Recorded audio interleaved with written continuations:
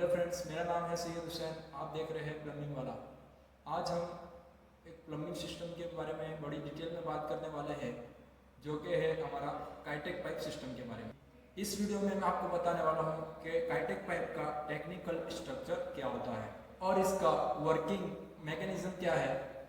तो step by step हम देखने वाले हैं कि काइटेक का इंस्टॉलेशन किस तरह से करते हैं और इसके लिए क्या क्या टूल रिक्वायरमेंट है, वो आज मैं आपको इस वीडियो में बताने वाला हूँ। और जो प्लम्बर इसको यूज़ करते वक्त जो गलती करते हैं और इसको बेंडिंग करते वक्त जो गलती करते हैं, तो मतलब प्रोफेशनल तरीके से हम आज इसको जानने वाले हैं कि काइटेक पाइप का यूज़ हमें किस तरह से करना चाहिए और किन किन चीज़ों से हमें इसे बचना चाहिए। तो चलिए वीडियो को स्टार्ट करते हैं। सबसे पहले समझते हैं कि काइटेक पाइप एक्चुअली में होता क्या है। काइटेक एक मल्टी लेयर कंपोजिट सिस्टम है जिसमें 3 लेयर होती है। पहले जो होती है पैक्स लेयर, उसके बीच में होती है एल्यूमिनियम कोर, उसके बाद protective polymer coating. Aluminium layer pipe को शेप स्टेबिलिटी देती है और ऑक्सीजन कैरियर का काम करती है, इसलिए ये pipe hot and cold water दोनों डिस्ट्रीब्यूशन के लिए सूटेबल है। Commercial buildings, residential flat, hotels, hospital, इसमें इसका ज़्यादा यूज़ होता है। अब थोड़ा हम टेक्निकल पे आते हैं। टेम्परेचर रेसिस्टेंस, तो ये पाइप 95 सेल्सियस तक टेम्परेचर झेल सकता है और इसकी स्मूथ रीनर सरफेस होती है। और दूसरी बात देखा जाए तो कोरोजन फ्री मटेरियल होता है। ये सिस्टम लॉन्ग टर्म ड्यूरेबिलिटी के लिए डिज़ाइन किया गया है। अब हम बात करेंगे मार्केट में ये किन किन साइज में अवेलेबल है। तो दोस्तों 16 mm, 20 mm, 25 mm और 32 mm तक आपको मार्केट में ये पाइप मिल सकता है। हमारे पास अभी जो है वो 20 mm वाला है। डोमेस्टिक बाथरूम में ज़्यादातर 16 mm और 20 mm पाइप यूज़ होता है और जो मेन लाइन होती है तो उसमें 25 mm और 32 mm का पाइप यूज़ होता है। अब हम बात करेंगे काइटेक फिटिंग के बारे में। अभी हमारे पास तो टी अवेलेबल है, लेकिन इसमें बहुत से ऐसी फिटिंग आती है जैसे कि male thread adapter, female thread adapter, equal tee जो हमारे पास अवेलेबल है, इक्वल एल्बो और फीमेल ब्रास एल्बो। ऐसे ही बहुत से मतलब फिटिंग्स इसमें भी अवेलेबल है। इन फिटिंग्स में ओरिंग सीलिंग सिस्टम होता है जो जॉइंट को लीक प्रूफ बनाता है। अब हम बात करने वाले हैं इसके इंस्टॉलेशन में रिक्वायर्ड टूल्स के बारे में। सबसे पहले दोस्तों हम बात करेंगे रिमरिंग टूल की, जो कि हमारे पाइप को रिमरिंग करने के लिए काम आता है। इसमें दोस्तों अंदर की साइड रिमरिंग होता है और बाहर की साइड रिमरिंग होता है, तो इसे हम इनर और आउटर रिमरिंग टूल कहते हैं।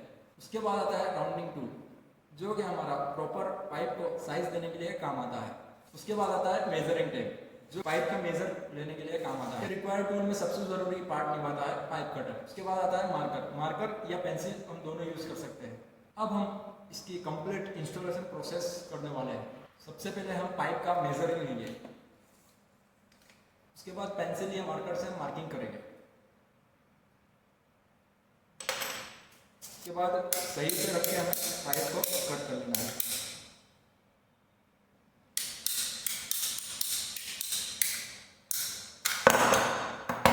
हमारा पाइप कट हो चुका है। देखिए बिल्कुल स्ट्रेट कट करना है, जो 90 डिग्री हमारा बैठ जाए।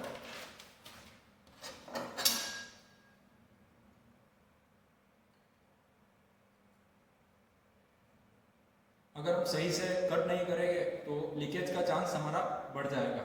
अब आता है रिमरिंग टूल। अब रिमरिंग टूल से हमें पाइप की अंदर की सरफेस देख सकते हैं आप, यहाँ पे इनर साइड ब्लेड लगी है अंदर, तो उसे अंदर की साइड हमें इसे ऐसे घुमाना है। इस स्टेप को बिल्कुल भी इग्नोर नहीं करना है। कुछ प्लम्बर भाई हमारे इसको इग्नोर करते हैं और उसके बाद जो हमारी ये ओरिंग आती है और इसमें ऐसा प्रेस करते हैं ना, तो ये ओरिंग फटने का डर रहता है और लीकेज का चांस बढ़ जाता है। तो इस तरह से हमें पहले रिमरिंग करना चाहिए ताकि हमारा लीकेज का चांस बिल्कुल ना रहे।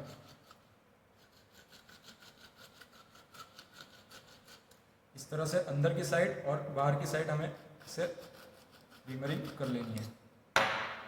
ये देखिए रिमरिंग हमारा पूरा हो चुका है।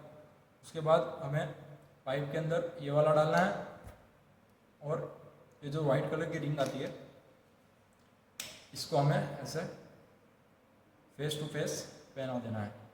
उसके बाद जो हमारा टूल आता है इस तरीके से उसे ऐसे प्रेस करना है।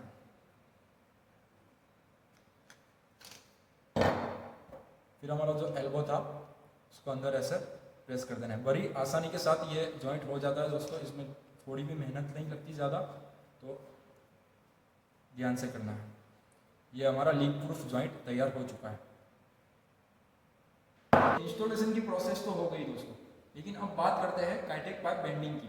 तो बेंडिंग की जब बात आती है तो हमारी ये दो स्प्रिंग बड़ा रोल निभाती है, जो कि हमारा एक आउटर स्प्रिंग रहती है और जो इनर स्प्रिंग रहती है।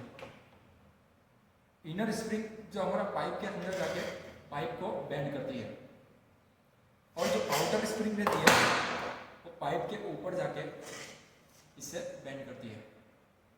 दोस्तों मैं आपको पूरी प्रोसेस बेंडिंग की बताने वाला हूँ, तो वीडियो में बने रहे। काइटेक पाइप बेंडिंग में मैं आज आपको 3 बेंडिंग पाइप करके बताने वाला हूँ।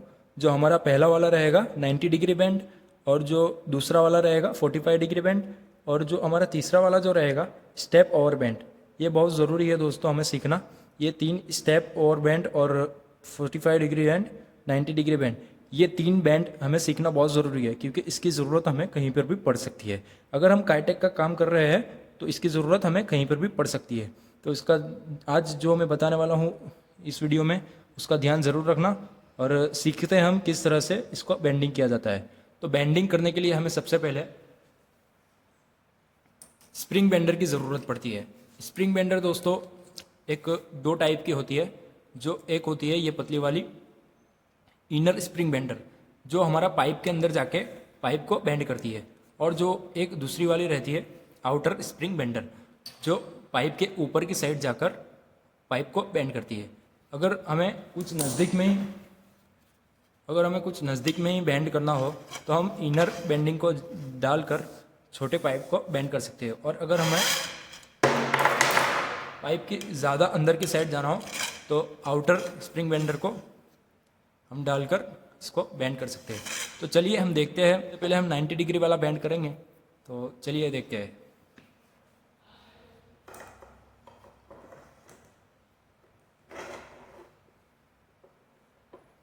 हम स्प्रिंग का इस्तेमाल इसीलिए करते हैं दोस्तों, ताकि हमारा जो पाइप है वो पिंच ना हो जाए। आपको मैं एक एग्जांपल बताता हूँ। अगर स्प्रिंग बिना हम अगर बेंड करते हैं तो किस तरह से हमारा पाइप पिंच हो जाता है। ये एग्जांपल देख सकते हैं दोस्तों, ये पाइप कैसे अंदर से टूट चुका है, और यहाँ से भी देख सकते हैं, क्योंकि ये स्प्रिंग बिना बेंड किया जा रहा था। तो इस तरीके से हमें नहीं करना है। और दूसरा भी आप देख सकते हैं, अंदर से जो ये आपको ये निशान दिख रहा होगा,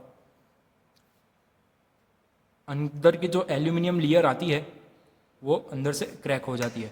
तो इस तरीके से हमारा पाइप पिंच हो जाता है, और इसमें 100% लीकेज होने के चांस रहते हैं। बेंडिंग अब सीखते हैं किस तरह से हमें बेंडिंग करना चाहिए।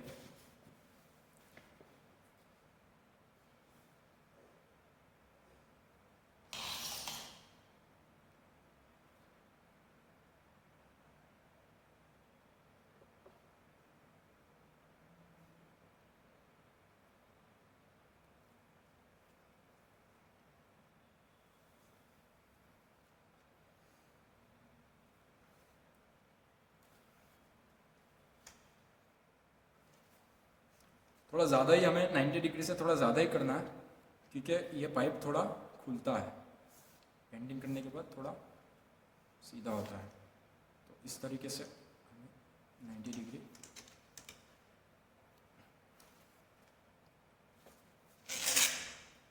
देख सकते हैं। ये प्रॉपर तरीके से 90 डिग्री बेंड नहीं हुआ है, क्योंकि ये देखिए ये प्रॉपर तरीके से 90 डिग्री बेंड नहीं हुआ है। इसे हमें और थोड़ा बेंड करना पड़ेगा।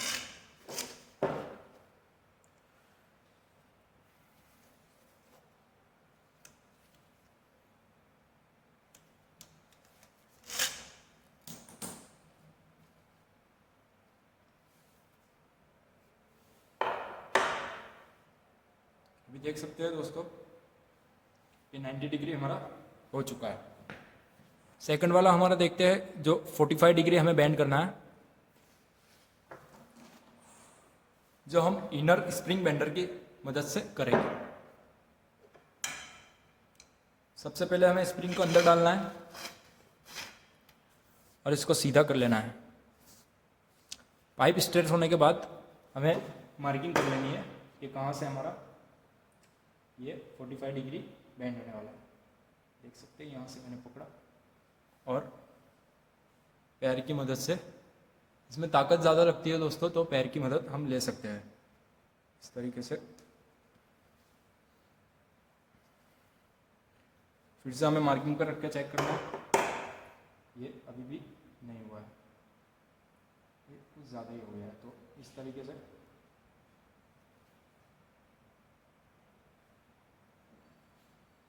ये हमारा प्रॉपर 45 डिग्री बेंड हो चुका है।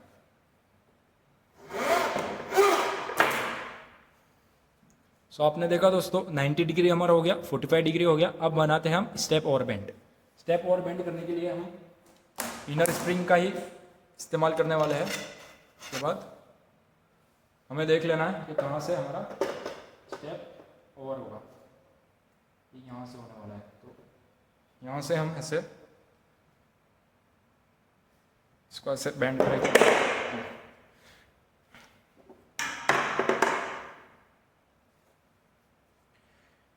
इसको ऐसे बेंड करेंगे। उसके बाद इतना है हमारा आधे का है, तो थोड़ा दूर से पकड़ के इस तरह से बेंड करेंगे।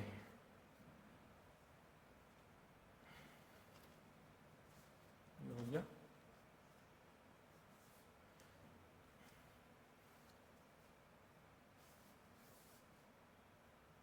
उसके बाद उसके आगे से ऐसे,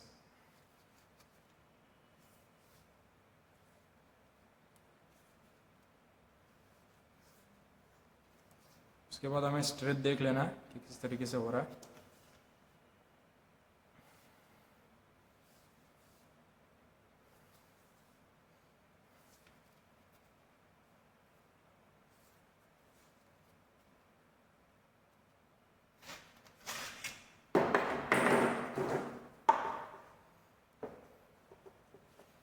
देख सकते हैं दोस्तों, ये वाला भी हमारा प्रॉपर तरीके से स्टेप ओवर बेंड बन चुका है।